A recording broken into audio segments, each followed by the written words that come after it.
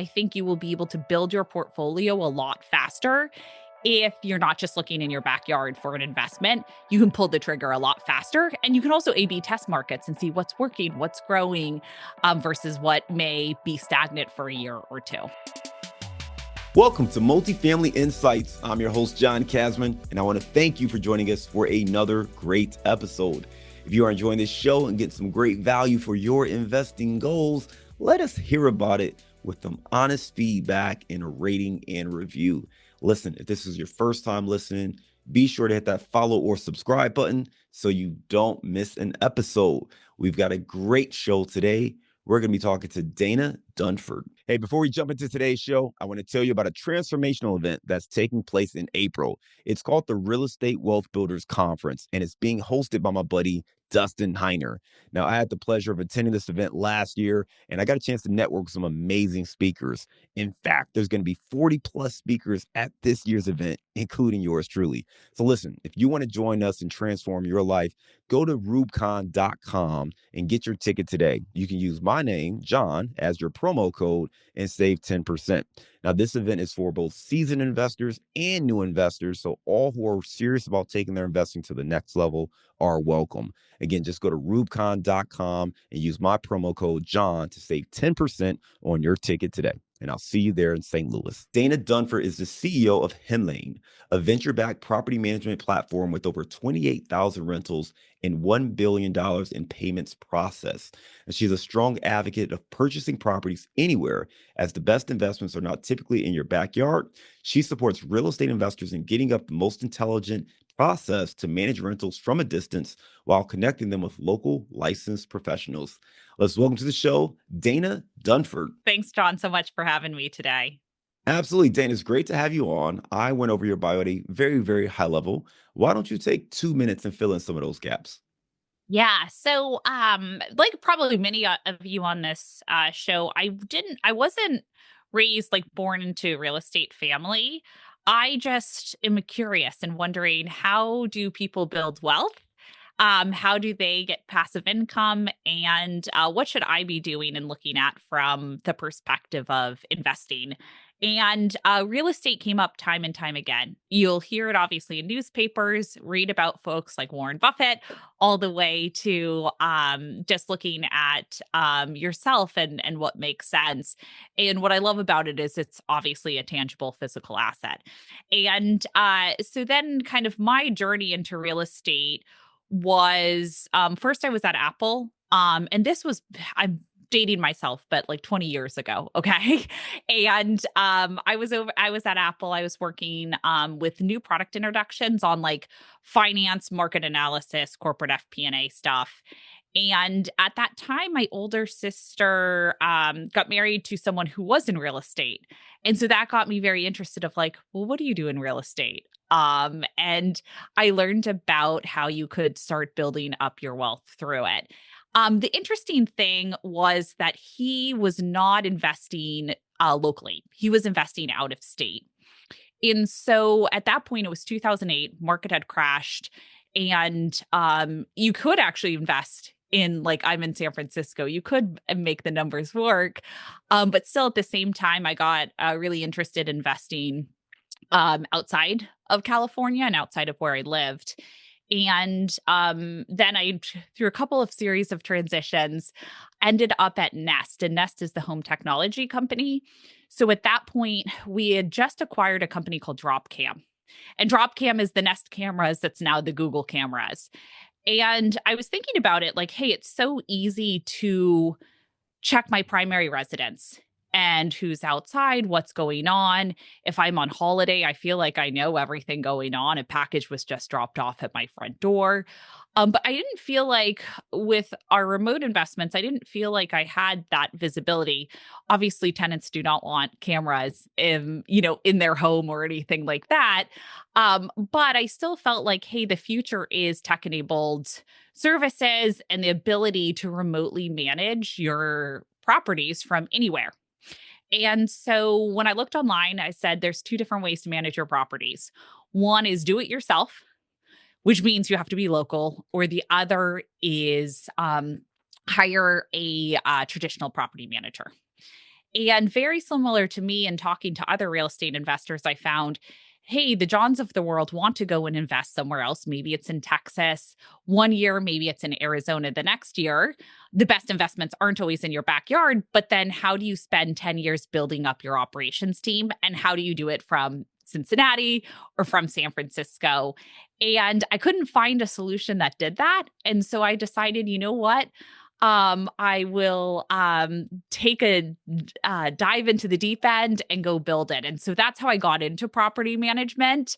I didn't like wake up and dream to go into it, but really thought, how do I provide my lessons and what I've learned for from property management and investing and managing properties out of state? How can I help provide that knowledge to others? Because I think you will be able to build your portfolio a lot faster if you're not just looking in your backyard for an investment. You can pull the trigger a lot faster. And you can also A B test markets and see what's working, what's growing, versus what may be stagnant for a year or two. Dana, thank you for giving us that background, right? So, you were in the tech space, working at Apple. Your, brother-in-law at this point, you meet him, he marries your sister. He's in real estate. You learn a little bit more about what he's doing, investing out of market. That piques your curiosity. Ultimately, you start learning more about that as you're working with Nest and doing some different things there, and decide, you know what? We really have two options right now, right? You can either do it yourself and manage your own properties, or you can hire a third party manager Mhm. to manage these assets. As you looked for a better solution, you ultimately ended up building your own company, and that is kind of where you're at today with Hemlane. So I want to take it back because you said a couple things that I think are really, really important. One, you talked about being in California, and our listeners know California is one of those markets where it's most multifamily investors will tell you it's difficult to invest in multifamily Mhm. assets in California. Certainly can be done, but many people shy away from it due to some of the regulations that exist. When you talk about, investing in other markets, what are some of the reasons people would look to invest in other markets outside of their backyard? Yeah, it's actually really interesting. I spoke with about at this point 5 multifamily brokers within the past 5 months who are in San Francisco. And what was really interesting and talking to all 5 of them is they all told me you cannot cash flow here. And the people who are purchasing the properties in San Francisco already, like one of them said, if you go to a rooftop in San Francisco and you look at the multifamily and you look at who's going to purchase that one for sale, they most likely own another property that you can see in that view. And that was really interesting to me because those are folks who have said, okay, I really believe in appreciation. And there's some other reason they may be going into that market, and scalability of, having these properties local. But it was really interesting that they don't have a lot of new investors going into the market. And so that kind of got me thinking, hey, it's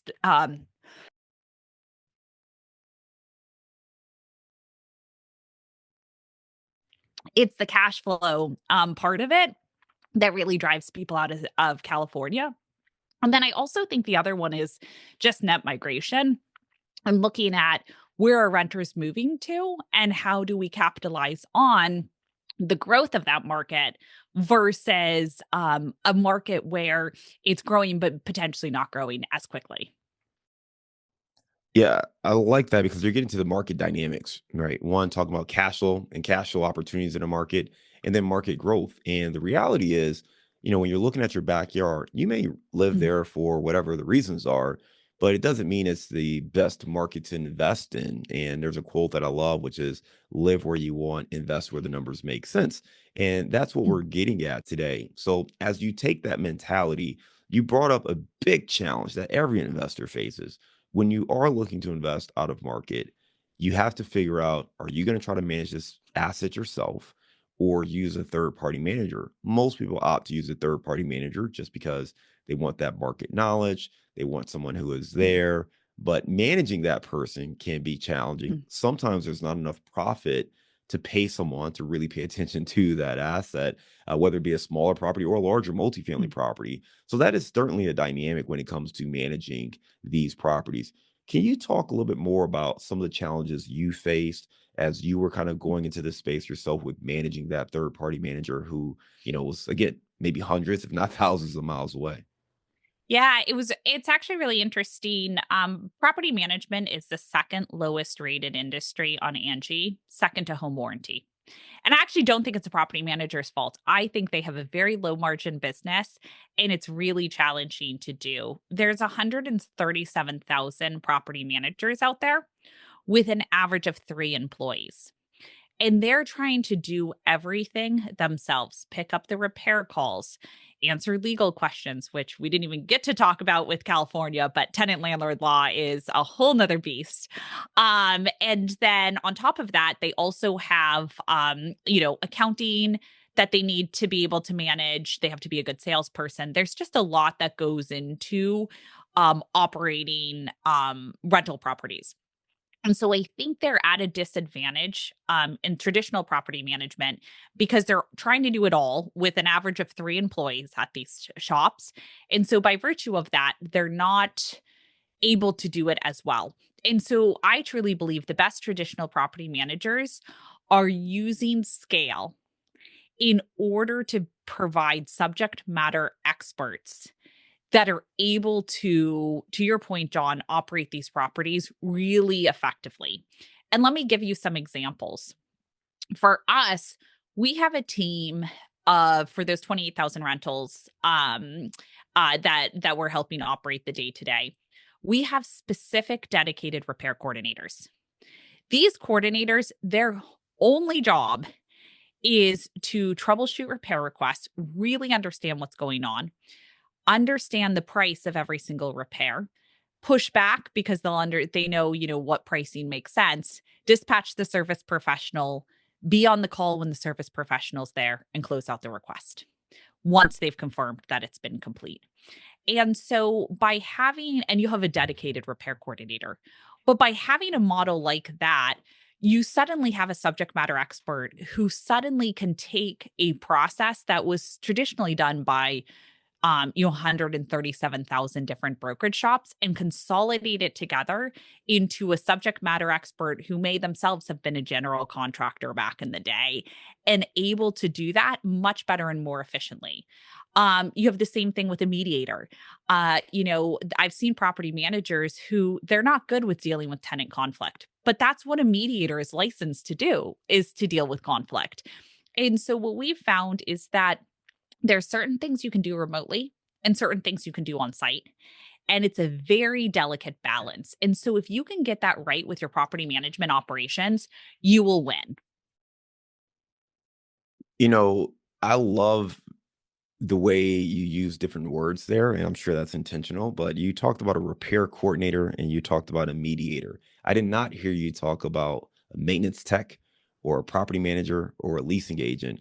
And that gets into rethinking, this approach, which is a challenge. We know real estate is one of the slowest changing industries out there. And so Yeah. many people do things the way they've always been done. I remember when I started investing, I would go and I'm not, I wasn't doing, I haven't been doing this forever, but a dozen years ago, you know, to sign a lease, I had to print out a lease. I had to go meet the tenant at, Starbucks or some neutral location, review it, sign it face to face in person, take the Yeah. deposit from them at that event, right? And then they could move in at whatever the date was. Shortly thereafter, obviously, we got into e-signing and things like that. But to think about how things change and how slowly they change, it takes some people time to really recognize that there might be a better way of doing it. Can you talk a little bit more about kind of how Hemlane works? Because I think this is really intriguing, but I imagine our listeners are having a hard time connecting the dot with, Yeah. a mediator and a repair coordinator versus Yeah. having that on-site property manager overseeing the day-to-day of the property. Yeah, great question, John. So we're an alternative to traditional management where you basically there's different packages. So like our basic package is just software and you do all of the work on the ground. Then we have ones where it's, hey, you have your own team on the ground, but you just need us to coordinate. You need that repair coordinator, you need that mediator, you need that showing coordinator to set up the showings. So that's another package. And then there's a package of, hey, I don't even have boots on the ground. I physically don't have a team there. And I think for us, segmenting into those three, how we solve it is basically saying, is this better done virtually or is this better done in person? And let me give you some examples of that. There are certain things like troubleshooting repair requests that shouldn't be done in person. But having a maintenance tech out there, to your point, that has to physically be done in person. And you need to make sure they have the right licensing, the right insurance, et cetera, for your property. But verifying that insurance does not have to be someone local. So the second that you break apart every part of property management and say, who is the best person to do this? And is it a third party or is it someone at Hemlane? Or in some cases, the owner says, I want to do it.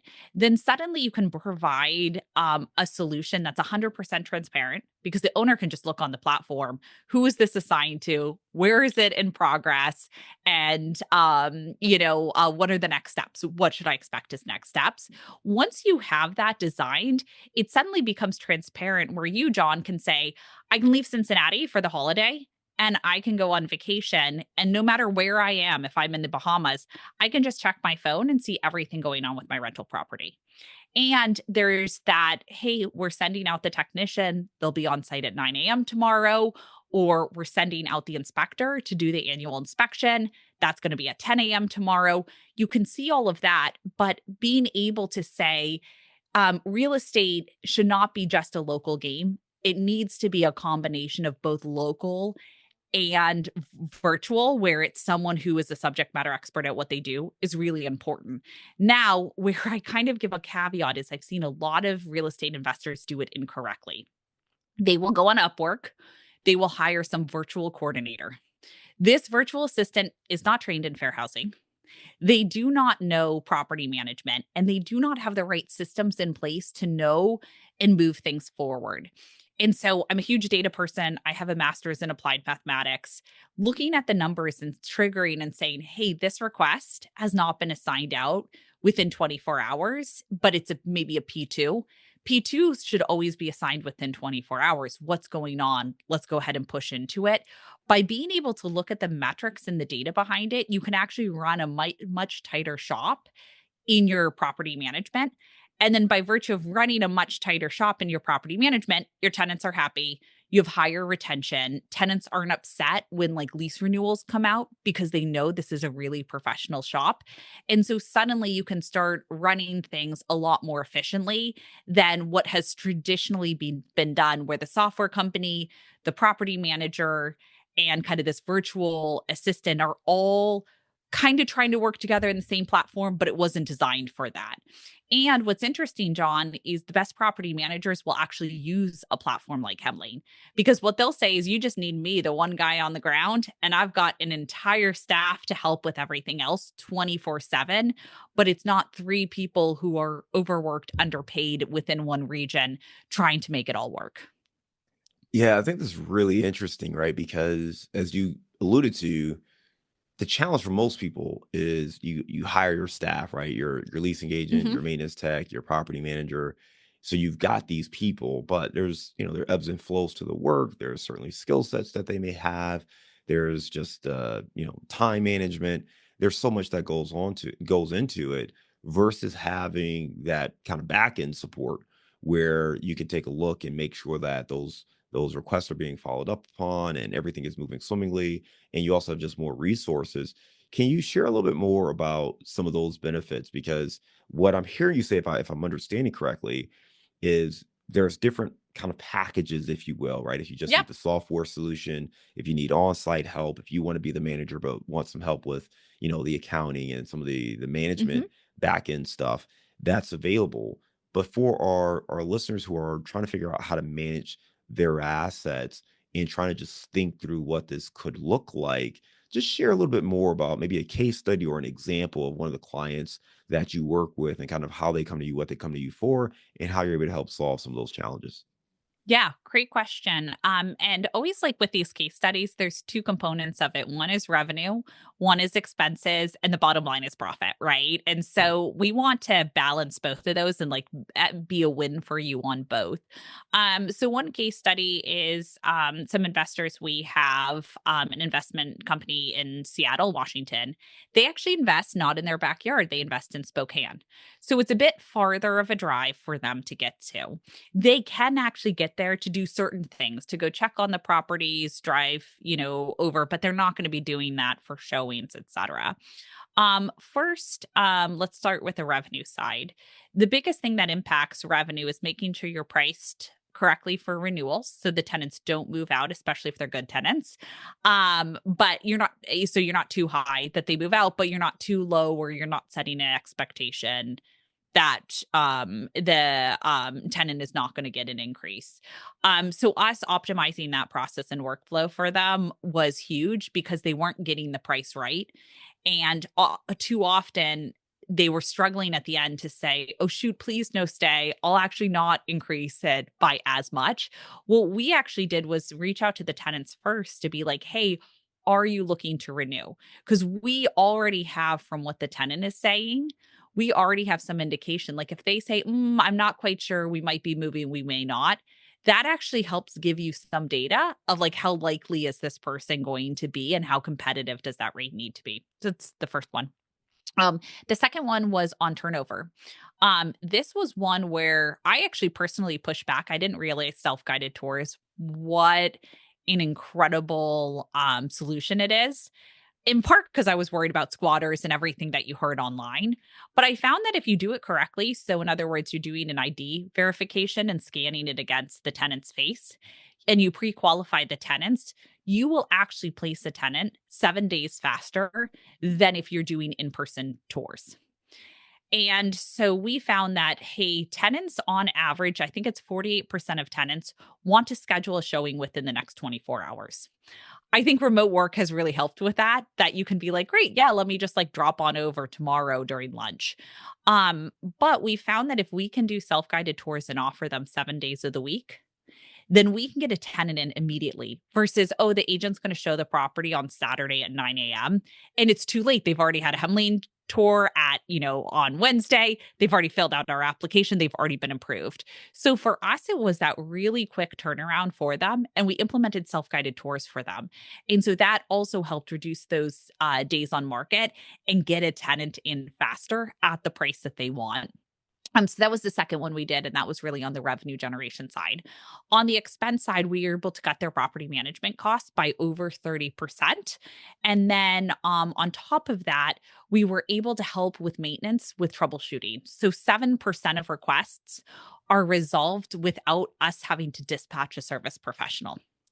And the reason that's so important is that if you're just dispatching someone at a $60 service call rate every time, it adds up really quickly for the investor. But if we can bundle non discretionary things together and have one handyman go out and do all of that at once, or if we can bundle together, if we can say, hey, a tenant can actually fix this and there's no liability, they're not on a ladder, there's no electrical wiring and problems they have to go through, then we can just not have that service professional go out and save the owner money from that. And so for us, it was really about reducing the vacancy and then and their turns, having fewer turns. And then on top of that, just having them run a much stronger operation on the bottom line.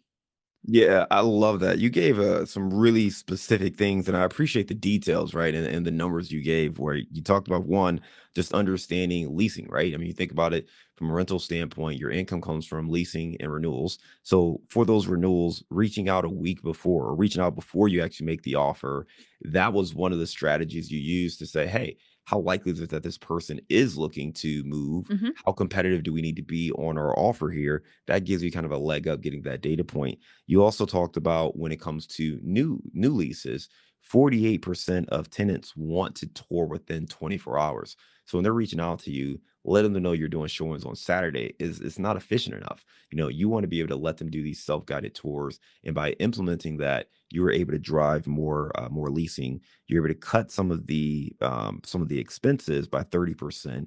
And then you mentioned that 7% of the repair requests that you were getting, you didn't have to send out or dispatch a professional because you're able to either A, batch them together or give the resident themselves the information they needed to handle that repair. I think it's really important just to understand like these little things add up. And we could be talking Hmm. about this on a 2 unit property or a 200 unit property. And you start to see the amount of savings you can have. And when it comes to commercial real estate, we know that that net operating income, that bottom line is what drives the value. So all of these Yeah. dollars matter, they add up. So if you can be more efficient, you can increase the value of these properties. Talk to me more about just who this is for, right? I mean, is this Yeah. for that person who has one rental in Topeka, Kansas, or is it really for larger commercial portfolios? Like, who is kind of a good fit for Himlane? Yeah, great question. And one thing, John, I just want to bring up there because you brought up, you kind of summarized very eloquently the leasing. And one of the things that we found that some brokerages get wrong is when do you need a human and when do you not? So let me give you an example for us. When a tenant inquires, they have a phone call go right out to them. Right when John inquires about the property, John, thank you so much for inquiring about 123 Main Street. I'm Shelby, the leasing coordinator here. I'd love to set up some time for a showing for you. Just have a couple of questions for you, but before I begin, what questions do you have for me? That personal touch goes a long way with tenants. But what I found with some property managers is they're like, oh, we get the message. We send them an automated email response, and we're not going to follow up with them again. And but we do in-person showings. It's like, no, no, no, no, no, no, no. That's like totally backwards. When you need a human touch is on those phone calls, getting to know them. You actually learn a lot on those phone calls. If the tenant is a complete jerk and making 5,000 demands, etc., that's really good insight to share with the owner. So there is that balance of like there's still a huge amount of human in touch, but you have to get it at the right points. As far as who Hemlane is for, it's really interesting because multifamily is the fastest growing segment for us. And it's typically multifamily between 4 rentals up to 100 rentals. However, here's what is interesting, John. And then we also do single family. So we have a single family segment as well. What is really interesting about it, John, is the following. When we built Hemlane, we built it for anyone who had between 1 to 50 rentals. And then suddenly someone who had 20 rental properties goes and gets 100 more. And so what we had to do with Hemlane, and this is over, the past 10 years, is we had to think about, and this was really in like 2018 and 2019 with it, we had to really think about how do you make it like Excel? And Excel is built where if you want to do 1 + 1 = 2, so your single family of 1 unit, you can do that just great. But let's just say you're John and you are in finance and you are doing a regression model and it's really complex. You can go into Excel and there's regression modeling in there that you can do at any time and some really robust features. And so when our product team and our design team thinks about how to build Hemlane, they build it that way, where it's super simple for someone. But the second someone says, I have to do rent allocations, I have to do portfolio allocation, it's like, great. You see that little settings button there? That does that for you. You see that little button right there? That does it for you. And that way we can make it where we can grow and scale with your portfolio. The people were not great for just so you know, because that's actually very important to listeners, is institutional. And the reason is that with institutional investors, they're typically following gap accounting versus cash basis accounting, and we are very focused on the cash basis accounting right now. And so institutional is not really our bread and butter and segment, although we've spoken about how do we offer the Hemlane model, but for institutional in the future. Yeah, I appreciate you sharing that. Again, to recap what you said there, really for Hemlane, you built it with that 1 to 50 unit investor in mind. As Yep. those investors scaled, you've made sure that you could scale and have some flexibility with them so you can work with larger properties and there's a lot of flexibility. You started talking about regression modeling and kind of lost me because that was way above what I like to do in the finance space, but understand completely what you're getting at there. I think it's really key just to understand the flexibility. And it sounds like there's a lot of solutions that can help. What I'm hearing you say, if as I'm thinking about the way things work, it sounds like you get all the scale of working with kind of a larger property management company, but also having the back office of that. And again, I think a lot of times what happens is even when you're working with a larger property management company, you still only have one or two people, maybe four or five, depending on the size of the asset, maybe 1 to 5 people dedicated to your property, right? There's a whole Mhm. accounting department and things like that, but when there's a maintenance issue, when there's leasing issue, it's 1 or 2 people that are typically handling those things. It sounds like with Hemlane, you have kind of the ability and the scale to really feel big, and big in a sense of having the support so that that resident gets a quality experience, to your point on when they make that inquiry, they're getting a phone call right away. That's really hard, even for a larger property management company, because that person might be showing another unit, or maybe they're dealing with a current resident. So it'll be really impossible for them to constantly be able to call right away. But when you have this service like you have, there's a whole person, a team dedicated to just reaching out once those inquiries come in. So sounds like there are a lot of advantages in the scale that you bring to the table. For folks that want to learn more, they can go to hemlane.com. I know that you also are open to folks who have specific questions on property management. So if you want to reach out to Dana, you can email her at dana@hemlane.com. We're going to put a link to that in our show notes. Right now, we're going to transition and go to our round of insights. They say you're the average of the 5 people you spend the most time with. So if you want to grow as a multifamily investor, you have to spend more time with other multifamily investors. And an easy way to do that is to join our apartment investing mastermind group today. Just go to casmancapital.com and click on the mastermind button. Now, as a part of this group, you'll get access to expert trainings, group coaching calls, industry news and updates, as well as all of our webinars and workshops, including our 3-hour workshop on raising capital. Again, if you want to be around other multifamily investors that can help you scale your portfolio today and grow your network, make sure you're a part of the Apartment Investing Mastermind. Just go to casmancapital.com and click on the mastermind button today. Give me a failure or an apparent failure that sets you up for later success. I have a really good one for you, John.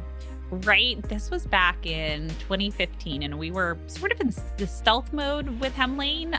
But you could go to hemlane.com and see the website, but there was, we weren't on Gartner and Capterra and all of that. And we were mostly growing through referrals, people we knew referring folks to Hemlane. So we were really small.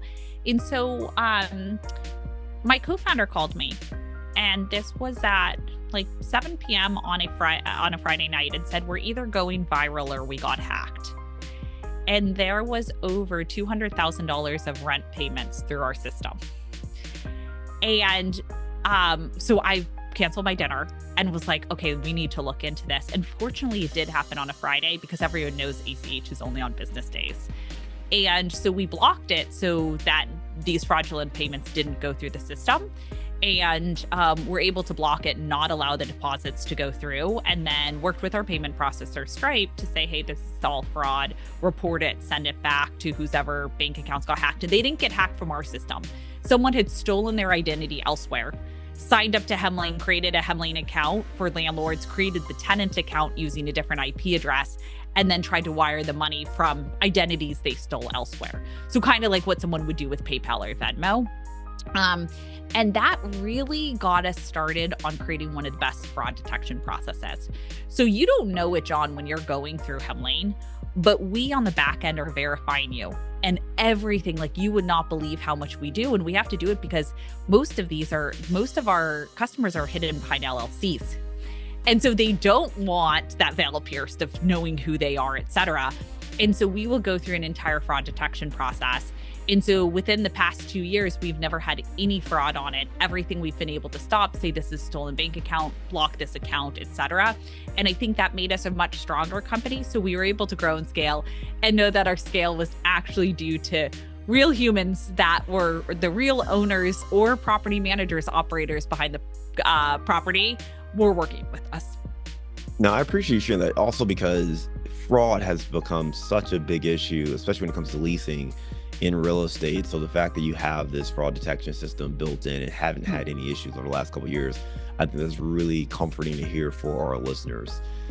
Give me the book. I'm sorry, give me a digital or mobile resource you recommend for your listeners. Yeah. The best digital resource that actually I'll give you two. One is a very pragmatic one, and then one is just overall. So the very pragmatic digital resource is called Boomerang. If you don't use it is amazing. What it essentially does is any email I send, if I send John an email, I click, if he doesn't respond to me in a week, boomerang it back to the top of my inbox. Clears out my inbox. From a digital perspective, I can go to bed, sleep 8 hours every night, knowing everything's been taken care of.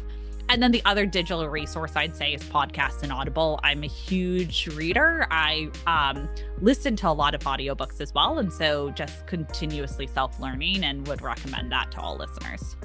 Speaking of reading, give me the book you've recommended or gifted the most in the last year. There's two of them. One is a business book for you. It's 4,000 Weeks. Have you heard of that book? I have not. Do you know what 4,000 weeks is? No. It's the average time that someone lives. And they call it a time management book. It's not really a time management book. It's a great book on just how you think about your life and what you should be doing in your life, and how to balance that. So 4,000 Weeks is one of them. I think it's Oliver Berkman who wrote it. The other one that's just a juicy book to read is $1 Billion Whale. It's a nonfiction. So also, real life. It's about a guy who stole billions of dollars, fooled Wall Street, Hollywood, and everyone. He was hanging out with Paris Hilton and Leonardo DiCaprio and all of these celebs. It's a real story. You can see all the photos of him online. They all thought he was a billionaire, and he had stolen all this money from the Malaysian government. And so it's called $1 Billion Whale. It's probably like one of those books where you think it's fiction because you cannot believe that this actually happened in real life, and this guy stole so much money. It's crazy. All right, give me a daily habit that helps you stay focused on your goals. So it's really interesting. I'd be remiss if I didn't say this. It's OpenAI and ChatGPT. So for me to get my goals done, it's like, how do I get it done faster? The first is project management. What do I need to do, and how do I make sure there's a follow-up on my calendar? So if it's meeting with John, how do I make sure my next meeting is scheduled with him in a week or 2 weeks to make sure things move forward? And then it's ChatGPT to automate so much of my life and my daily tasks. I'm shocked when people are like, oh, I don't really use that. I'm like, how do you not use that? You can be a superhuman if you use it. And so it's ChatGPT, obviously, with coupled with strong project management, and always having whatever that goal is, having the next calendar invite, and you don't get off a call until that next one is scheduled. Love it. Give me your number one insight for successful property management. Okay, this is an interesting one. So 72% of people self-manage their properties. If you know that 72% of people self-manage their properties, then you suddenly know you can do it yourself. And that bottom line, so your net operating income, you can increase over time because no one will care more about your property than you. Love it. All right, let's go in a different direction. You're based in San Francisco. Give me your favorite place to grab a bite to eat. Okay, so I'm going to give you two. Sorry, I keep giving two instead of one. The first one is Hookfish. It's a great place in the neighborhood. I live out in Ocean Beach, so it's Surf Central. And it's a great place to just really quickly grab a bite. If you are kind of a food snob, I love Mr. Zhu's because I think San Francisco, what's unique about it is like the Cantonese Chinese culture here. And so it's a Michelin star restaurant, but it has that coupled with a California twist. And so if you're not like your first choice is not to go to Chinese food, it's actually like the best Chinese food that you'll ever have. And so it's called Mr. Zhu's down in Chinatown. All right, two great options. Appreciate that. Dana, really enjoyed our conversation today. A couple things that stood out to me was just really one, understanding, how you got into this space, recognizing that as an investor, if you don't, can't really or don't want to invest in your backyard, your options are to try to manage an asset from afar or hire third-party management. You actually built a better solution by building kind of the back end so folks can have scale and be able to take advantage of scale without necessarily needing to take on all that overhead themselves, and understanding what Hemlane does and brings to the table. So being able to automate some of these processes, being able to have real people step in at key touch points, particularly when someone's looking to lease a property. And then giving us some of the stats, right? You just mentioned 72% of all investors self-manage their properties. 48% of residents are looking to tour within 24 hours. You're able to cut down the cost on one of your clients by 30%. All of these things are really, really important just to understand where we can squeeze out a little bit more value, because as commercial real estate investors, we know it's all about driving that NOI. Driving that NOI overall drives the value of the property. So this is really key for all of us who are looking to execute and manage and scale our portfolio. Again, if you want to learn more about Dana and Hemlane, you can email her at dana@hemlane.com or just go to their website, hemlane.com. Dana, thanks again for being a great guest and coming on Multifamily Insights. We look forward to staying in touch with you, and I hope you have a great day.